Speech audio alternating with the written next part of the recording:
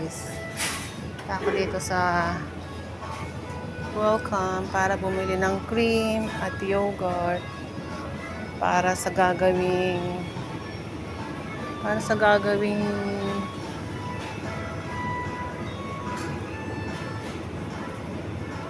cake ng alaga ko para sa aming birthday ng pusa. Whipped cream. I need a whipped cream.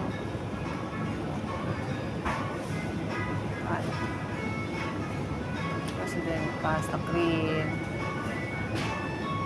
43. Mahal naman ang cream na ito.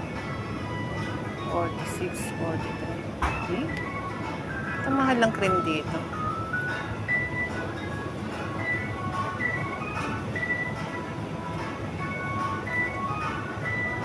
President 46. Long, mahal na mga cream.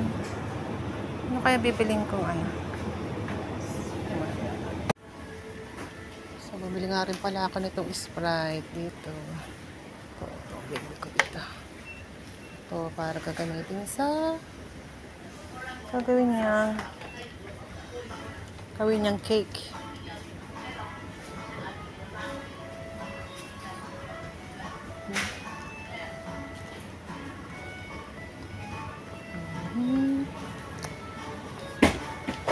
Ba, mura ngayon dito. 50 dalawa 25 lang isa. Mura ngayon Dati nga 15 lang yan. Pila na tayo. Tumabili ng chocolate dito guys. Dati nga 15 lang yan yung mga ganito. 15 lang dati yan. Sumobra ng mahal ngayon. Lahat na lang nagmahal. Ako na lang ang hindi nagmamahal. So, yun lang naman pinamili ko para sa cake ni Colette. Kasi mag-birthday yung pusa namin. 3 years old na siya. Ngayong April 1. Si Dandan. So, yun nga guys. Tapos na akong bumili ng aking mga cream, yogurt, at Sprite dito sa Welcome.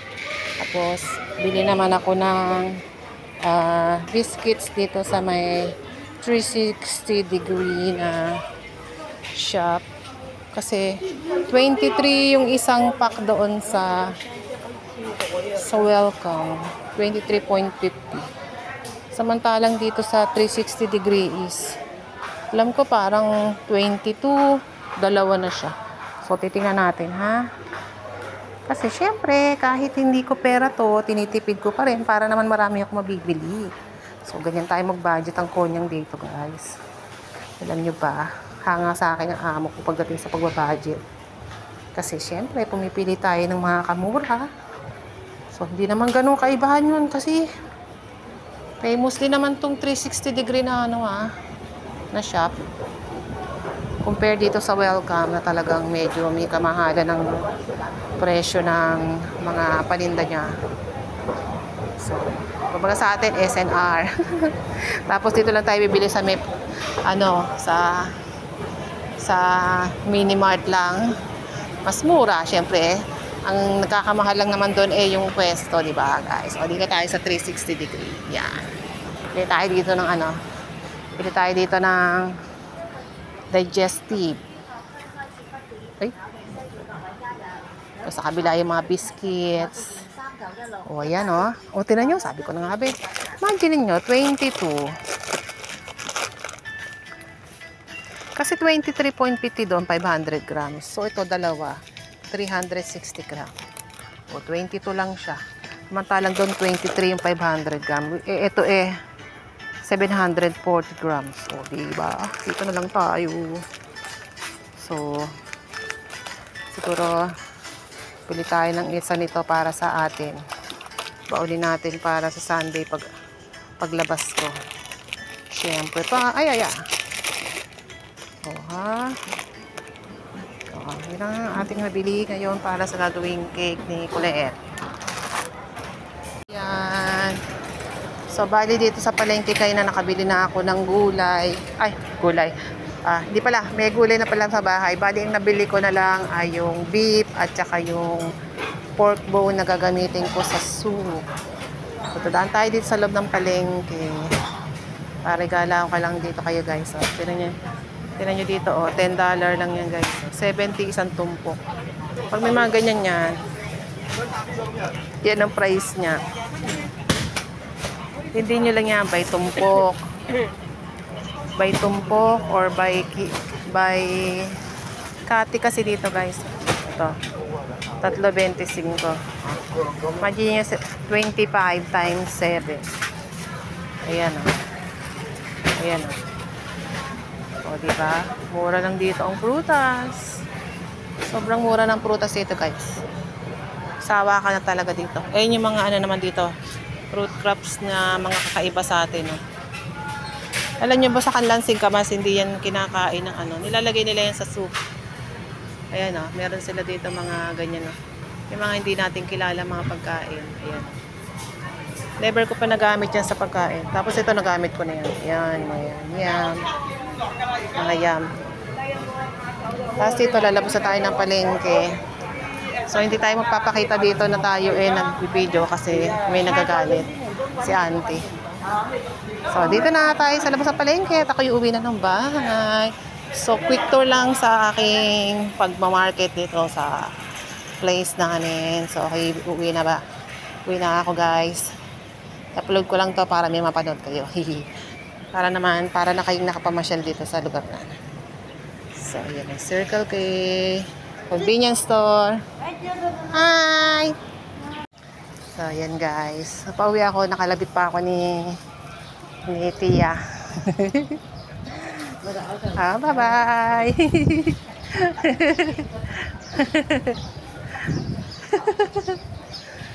Si Tia.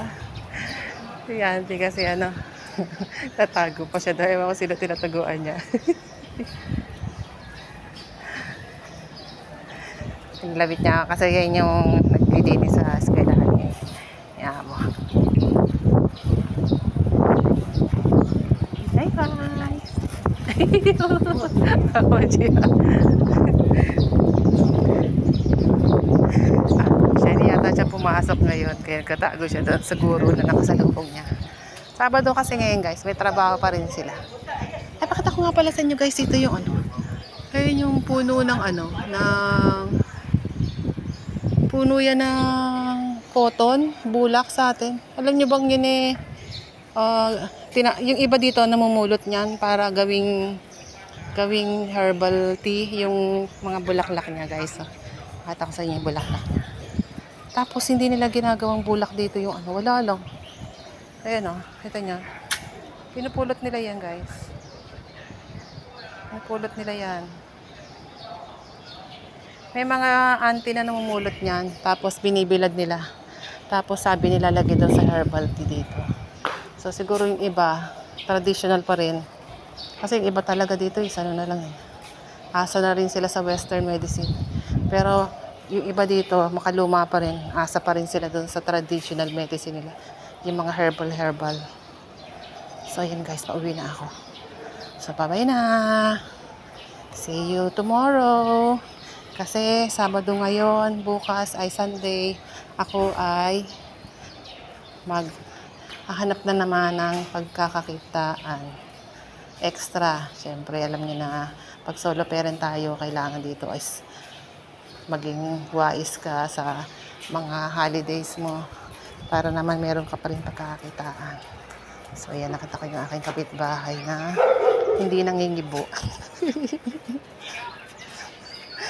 Hindi yan nangingibo. O, sige na, bye-bye!